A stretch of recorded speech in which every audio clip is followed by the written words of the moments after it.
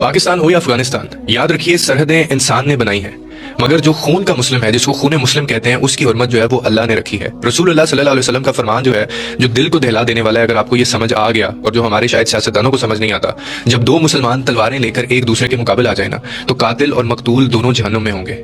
یہ ان کا فرمان تھا، اور صحابہ کرام سامنے تھے ان کے، جو جتنے بھی تھے وہ حیران ہوئے، انہوں نے عرض کیا کہ یا رسول اللہ، قاتل کی تو ہمیں سمجھ آتی ہے، لیکن مقتول کیوں؟ آخر اس کے پیچھے کیا وجہ؟ اس کے اوپر ذرا فرما دیجیے۔ تو آپ صلی اللہ علیہ وسلم نے آگے سے پتہ ہے کیا فرمایا تھا؟ آپ نے کہا تھا کیونکہ وہ بھی اپنے بھائی کو قتل کرنے کی نیت رکھتا تھا۔ یہ جو حدیث ہے نا، یہ صرف ایک حدیث نہیں ہے ہمارے لیے، یہ امت کے سامنے رکھا ہوا وہ آئینہ ہے جس میں ہم آج اپنی حالت دیکھنے سے ڈرتے ہیں، کیونکہ ہم ایک منافق قوم ہے، ہمارے پیچھے نیتیں کچھ اور ہیں لڑائی کی بھی۔ ہم نے دشمن کو دشمن سمجھنا چھوڑ دیا ہے، اور ہم نے مسلمان کو دشمن بنا لیا ہے، اور یہ ہم کس کے کہنے پہ کر رہے ہیں یہ ساری دنیا جانتی ہے۔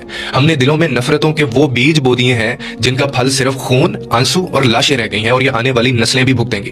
آج جو مسلمان کے اوپر بندوق اٹھا رہا ہے، قتل و غارت کر رہا ہے، اور یہ ایک دوسرے کے اوپر بارود گولا پھینک رہے ہیں، وہ یہ بھول گئے ہیں کہ اللہ کو اس کا پہلے گولی چلانا نہیں، اس کا پہلے برا ارادہ بھی پتا ہے، اور اسی کے اوپر رسول اللہ صلی اللہ علیہ وسلم نے وہ حدیث جو ہے وہ انٹرپریٹ کی ہے۔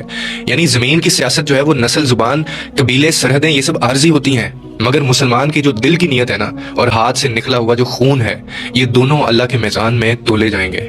اور آپ جانتے ہیں کہ جب اللہ ان کو تولے گا نا، تو وہ صرف پھر نیت دیکھے گا کہ اس کے اوپر نیت کیا تھی، وہاں کسی کا ہتھیار نہیں چلے گا، صرف اعمال اور نیتیں بولی جائیں گی کہ اس کے پیچھے کی تمہاری نیت کیا تھی۔ میری دعا ہے کہ اللہ تعالیٰ دشمن کے فریب سے بچائے، اپنے بھائیوں کا خون بہانے سے بچائے، اور دلوں میں وہ رحمت ہمارے پیدا کرے جو کسی بندوق سے پیدا نہیں ہوتی، کہ صرف ایمان سے ہوتی ہے۔ اللہ تعالیٰ پاکستان، افغانستان اور پوری امت مسلمہ کے اوپر جو ہے وہ رحم، خیر اور عمل نزول فرمائے، آمین۔